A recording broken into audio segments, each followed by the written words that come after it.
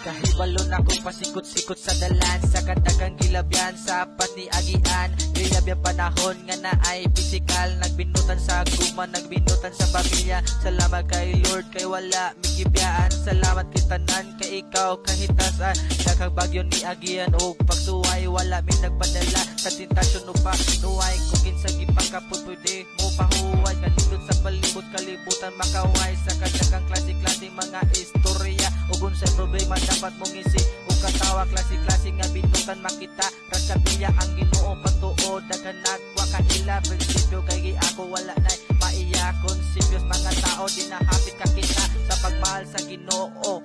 Kapila, batasan ng mga tao nagpaila, bagado nga bato sila gyud nagpadala. Di katuhuan mo taon nitong lamata sa kwanta nga bulnahan.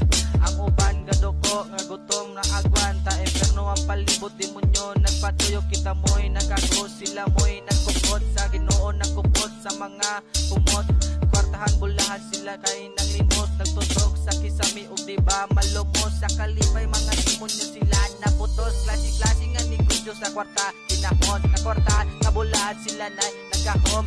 Silyo nagikawat, kita mo'y naganto sa bulahan nga buang konti wars. Nagikapoy nagtrabaho maka Diyos sa Ginoo maigo sa mga panuway. Nagpasingot na nagsilot ug paayog pahuway. Daghan na mangutan na makalibog makawat-wat, di man kapalibot naganang nakatay. Kita gibiyaan Ginoo sa liglang yun ug pagtuog tulayan rataan ni tanan umaon na to. Sa trompeta nakatunog sumaon na to. Nagpahibulo ang Ginoo sakto na tanan. Gikapoy nagpinangga ang Ginoo sa mga kuwang-kuwang, mga kuwang-kuwang.